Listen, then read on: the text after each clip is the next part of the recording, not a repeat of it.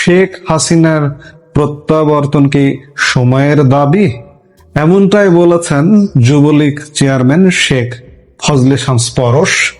আমরা এই মুহূর্তে শেখ পরশের একটি নিবন্ধ, সেই নিবন্ধটি বিশ্লেষণ করব। খুব আশার কথা যে আওয়ামী লীগ নেতারা এখন লিখছেন, কথা বলছেন। আমি 5 অগাস্টের মাত্র 3 মাস পর থেকে বলছি যে আওয়ামী লীগের জন্য বাংলাদেশের মাটি কিন্তু তৈরি হয়ে গেছে। 3 মাসের মধ্যে মানুষ ভুল বুঝতে পেরেছে। আমি বারবার বলি, আবারও বলছি যে আওয়ামী লীগের শেষ সময় জুলাই এবং অগাস্টের শুরুতে প্রথম সপ্তাহে যে আওয়ামী লীগের পতন হলো, সেই সময় আওয়ামী লীগের জনপ্রিয়তা কিন্তু একদম তলানিতে নেমে গিয়েছিল। সে ফর এক্সাম্পল, যে জুলাই মাসে যদি একটা নির্বাচন দেওয়া হতো, আওয়ামী লীগ সেই সময় 30টা আসন পেত কিনা সে ব্যাপারে সন্দেহ ছিল। কিন্তু মাত্র 3 মাস পর, অগাস্টের 3 মাস পরে আওয়ামী লীগ আবার বিপুল জনপ্রিয় হয়ে বাংলাদেশের মানুষের হৃদয়ের মণিকোঠায় ফিরে আসে 3 মাসের অরাজকতার কারণে। কিন্তু ওই যে আগস্টের 3 মাস পরে এত জনপ্রিয় হয়ে উঠলো আওয়ামী লীগ, জনপ্রিয়তার পারদগুলো আপনি একটু গুনে দেখুন। ওই সময় বিভিন্ন পেশাজীবী সংগঠনগুলোর নির্বাচন হচ্ছিল এবং সেই নির্বাচনগুলোতে আওয়ামী লীগ সমর্থিত প্যানেলগুলো বিপুল ভোটে বিজয়ী হচ্ছিল। যার দরুন এটি বলতে ভুল হয় না যে আওয়ামী লীগ সরকার পতনের 3 মাস পর থেকে জনপ্রিয়তার শীর্ষে পৌঁছে গেছে। কিন্তু আমার শুরু থেকেই প্রশ্ন, এই জনপ্রিয়তাকে আওয়ামী লীগ ক্যাশ করবে কিভাবে? এখনো প্রশ্ন আছে। এখনো সত্যিকার অর্থে সংগঠন আওয়ামী লীগ, দল আওয়ামী লীগের যদি কার্যক্রম আমি খেয়াল করি, তাহলে এখনো আছে কার্যক্রম সন্তোষজনক নয়। মাটি রেডি করে দিয়েছে, আপনাকে ফসল ফলিয়ে ফসল রেডি, ফসল পেকে গেছে। আপনি যদি এইটা না কাটেন এখন, বা ফলটা পেকে গেছে, ফলটা যদি আপনি না পাকেন, ফলটা কিন্তু পড়ে যাবে, পড়ে নষ্ট হয়ে যাবে। আওয়ামী লীগের জন্য এখন কিন্তু পরিস্থিতি ঠিক তেমনটা। মাঠে নামতে হবে, আন্দোলন করতে হবে, বিদেশে যারা আছেন তারা দেশে আসতে হবে। অনেকে বলে থাকবেন যে আওয়ামী লীগের উপর নিষেধাজ্ঞা আছে, দমন পীড়ন আছে, আমরা কিভাবে মাঠে নামবো? নিষেধাজ্ঞা দিয়ে কোনো রাজনৈতিক দলের কর্মসূচি হয় না, নিষেধাজ্ঞা অমান্য করেই কর্মসূচি হয়। এটাই হচ্ছে রাজনীতি। প্রয়োজনে আপনার জেলে যেতে হবে। আপনি রাজনীতি করেন কেন? বিদেশে বসে আয়েশ করবেন?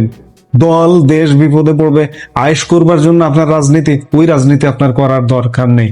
যাই হোক, আমরা এই মুহূর্তে শেখ ফজলে শামস পরশ, যুবলীগ চেয়ারম্যান, তিনি একটি আর্টিকেল লিখেছেন। বাংলাদেশের বর্তমান রাজনৈতিক প্রেক্ষাপটের সবচেয়ে বড় আলোচনা এখন কি?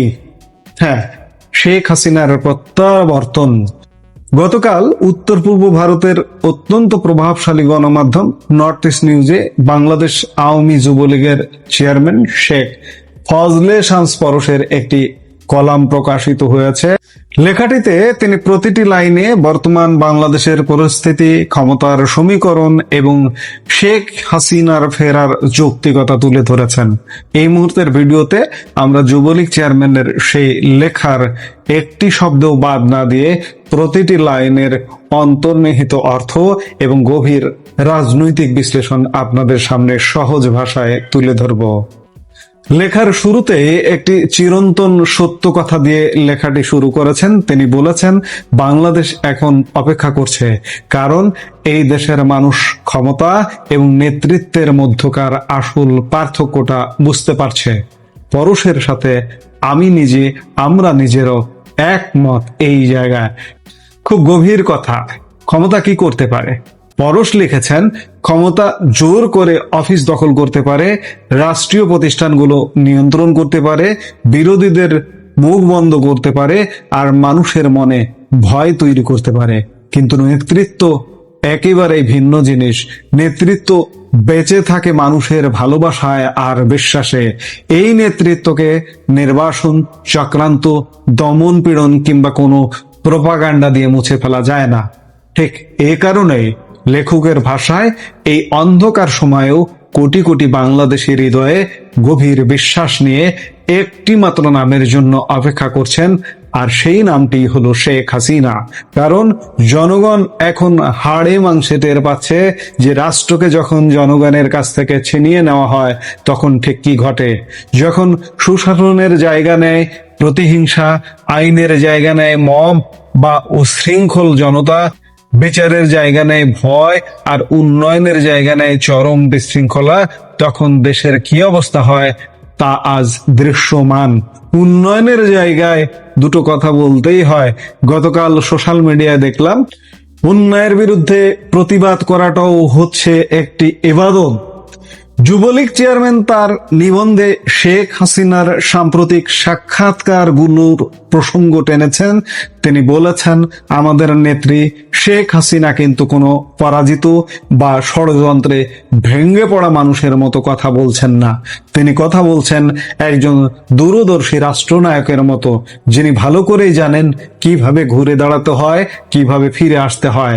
তার কণ্ঠে কষ্ট আছে কিন্তু কোনো দুর্বলতা নেই, ক্ষোভ আছে কিন্তু কোনো সংশয় বা বিভ্রান্তি নেই। যিনি বুলেট, গ্রেনেড, জেল, জুলুম, নির্বাসন আর বিশ্বাসঘাতকতার মুখোমুখি হয়েও জনগণের সাথে সম্পর্ক ছিন্ন করেননি, তার বার্তা একদম পরিষ্কার। তিনি ফিরবেন, লড়াই করবেন এবং জনগণের অধিকার পুনরুদ্ধার করবেন। কিন্তু এই ফেরা কি শুধু একটা ফাঁকা স্লোগান? লেখক যুবলীগ কর্মীদের উদ্দেশ্যে স্পষ্ট বার্তা দিয়েছেন। এই বার্তা শুধু হাততালি দেওয়ার জন্য নয়, একটি প্রস্তুতির ডাক। এরপর লেখক বর্তমান রাজনৈতিক পরিস্থিতির একটি কঠিন চিত্র এঁকেছেন। তিনি ইউনূস সরকারকে অবৈধ সরকার আখ্যা দিয়ে বলেছেন তারা রাষ্ট্র দখল, রাজনৈতিক প্রতিহিংসা এবং প্রগতিশীল বা প্রপতাকাধারী শক্তির ওপর পরিকল্পিত নির্যাতন চালাচ্ছে। এমনকি বর্তমান তারেক রহমানের নেতৃত্বাধীন বিএনপি সরকারের কথা উল্লেখ করে তিনি লিখেছেন, ক্ষমতার চেহারা বদলেছে কিন্তু নির্যাতনের চরিত্র বদলায়নি। সেই একই প্রতিহিংসা, মুক্তিযুদ্ধের চেতনার প্রতি একই বৈরিতা আর উগ্রবাদী অপরাধীদের জন্য তৈরি হয়েছে অভয়ারণ্য। লেখক পরের অংশেই বলেছেন, আইন শৃঙ্খলা আজ পুরোপুরি ভেঙে পড়েছে। সাধারণ মানুষ ঘরে বাইরে কোথাও নিরাপদ নয়। আওয়ামী লীগ ও যুবলীগের হাজারো নেতাকর্মীকে হত্যা করা হয়েছে, জেলে পড়া হয়েছে, ঘর ছাড়া করা হয়েছে। কত সন্তান তার বাবার মুখ দেখতে পারছে না শুধু শেখ হাসিনা ও বঙ্গবন্ধুর আদর্শকে ভালোবাসার অপরাধে। কিন্তু এত নির্যাতনের পরও যুবলীগের কর্মীরা মাঠ ছেড়ে পালিয়ে যাননি, তারা বিবেক বিক্রি করেননি। গ্রাম, ইউনিয়ন বা শহর সবখান থেকেই তারা নীরবে সরবে প্রতিরোধ গড়ে তুলছেন। যুবলীগ চেয়ারম্যান বুক ফুলিয়ে বলছেন, এই কর্মীরাই আসল নায়ক। যুবলীগ তাদের এই ত্যাগ কখনো ভুলবে না। যারা শহীদ হয়েছেন তারা ইতিহাসে অমর হয়ে থাকবেন। যারা জেলে আছেন তারা সসম্মানে ফিরবেন, আর যারা আজ ফেরারি তারা একদিন মাথা উঁচু করে নিজ ঘরে ফিরবেন। এটি যুবলীগ চেয়ারম্যানের নিজের দেওয়া প্রতিশ্রুতি। কলামের আরেক অংশে লেখক শেখ হাসিনার আমলের উন্নয়ন আর বর্তমান সংকটের একটি তুলনামূলক চিত্র তুলে ধরেছেন। শেখ হাসিনার নেতৃত্বে বাংলাদেশ বিশ্ব মঞ্চে মাথা উঁচু করে দাঁড়িয়েছিল। পদ্মা সেতু, মেট্রো রেল, রূপপুর পারমাণবিক বিদ্যুৎ কেন্দ্র, কর্ণফুলী টানেল, মাতারবাড়ি গভীর সমুদ্র বন্দর, বঙ্গবন্ধু স্যাটেলাইট, ঘরে ঘরে বিদ্যুৎ আর ডিজিটাল রূপান্তর। এগুলো শুধু উন্নয়ন ছিল না, এগুলো ছিল বাঙালির আত্মমর্যাদার প্রতীক। আর আজ কলকারখানা বন্ধ হচ্ছে, বিনিয়োগ আসছে না, বাজারে আগুন, যুব সমাজ হতাশ, আর উগ্রবাদ মাথা চাড়া দিয়ে উঠছে। আইনকে ব্যবহার করা হচ্ছে বেছে বেছে শাস্তি দেওয়ার জন্য। লেখক খুব যৌক্তিকভাবে দাবি করেছেন, এই সংকট থেকে দেশকে উদ্ধার করতে শেখ হাসিনার প্রত্যাবর্তন কেন রাজনৈতিক বিষয় নয়, এটি এখন জাতীয় প্রয়োজন। কারণ একমাত্র তারই রয়েছে সেই প্রশাসনিক দক্ষতা, আন্তর্জাতিক গ্রহণযোগ্যতা আর জনগণের সাথে নাড়ির টান। কলামের শেষে যুবলীগ চেয়ারম্যান একটি সাংগঠনিক গাইডলাইন দিয়েছেন। তিনি বলেছেন, শেখ হাসিনার এই ঐতিহাসিক প্রত্যাবর্তন শুধু স্লোগান দিয়ে হবে না, এর জন্য প্রয়োজন শৃঙ্খলা, ঐক্য আর ধৈর্য। যুবলীগের প্রতিটি স্তরের নেতা কর্মীকে অহংকার ও বিভেদ ভুলে জনগণের পাশে দাঁড়াতে হবে, নির্যাতিত পরিবারের পাশে দাঁড়াতে হবে। কোনো উস্কানিতে পা দেওয়া যাবে না। আমাদের ক্ষোভকে পরিণত করতে হবে সুশৃঙ্খল শক্তিতে।